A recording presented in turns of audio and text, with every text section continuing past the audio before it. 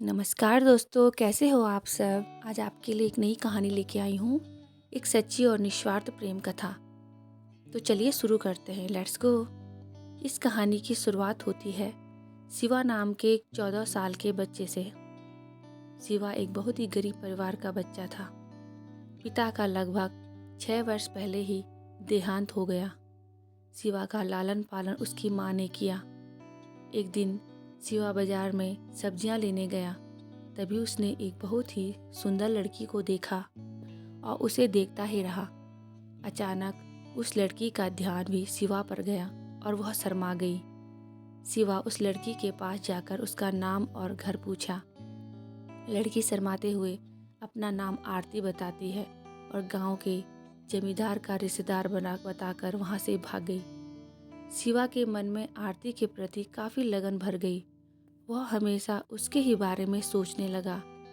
कुछ दिन बाद आरती अपने घर चली गई। समय अपनी रफ्तार से निकलता गया। शिवा अब सेना का जवान बन गया था। बॉर्डर पर लड़ाई लड़ने वाली थी।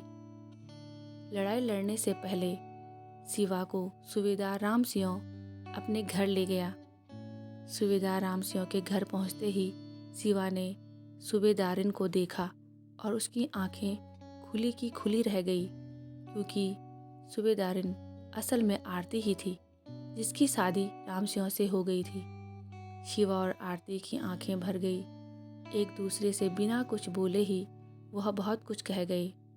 अगले दिन जब सूबेदार और शिवा लड़ाई पर जाने के लिए घर से निकलने ही वाले थे, तब सूबेदारिन ने शिवा के आगे हाथ जोड़कर कहा कि जंग में मेरे पति का साथ देना और उसकी रक्षा करना, क्योंकि मैं उनके बच्चे की माँ बनने वाली हूँ। हृदय को छू लेने वाली इस बात को सुनकर शिवा ने सूबेदारी से वादा किया, वह लड़ाई से लौटे न लौटे, मगर सूबेदार राम सिंह जरूर वापस आएंगे। इतना कहकर सूबेदार और शिवा लड़ाई के लिए निकल लिए। जंग के दौरान चारों तरफ से गोलियां चल रही थी।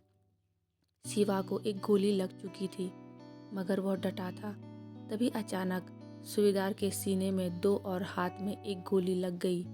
सूबेदार जमीन पर गिर गया। वे देखते ही देखते शिवा के पास आया और कंधे पर उठाकर सूबेदार राम सिंह को सुरक्षित स्थान पर ले गया, जहां से उसको अस्पताल भेजा। शिवा अगर चाहता तो सूबेदार राम सिंह के साथ जा सकता था, क्योंकि वह भी घायल था, मगर वह सूबेदारिन से किया वादा निभा चुका था। अब उसे अपने देश से किया वादा निभाना था। शिवा वापस आकर अपनी पोस्ट पर गोलियां चलाने लगा और बहुत सारे दुश्मनों को मार गिराए। जब शिवा अपनी बंदूक से गोलियां भर रहा था, तभी एक गोली उसके सिर पर लगी और शिवा वहीं गिर गया और वह वीर गति को प्राप्त हो गया। इस प्रकार शिवा ने अपने देश प्रेम और आरती के प्रति प्रेम को निस्वार्थ भाव से पूरा किया।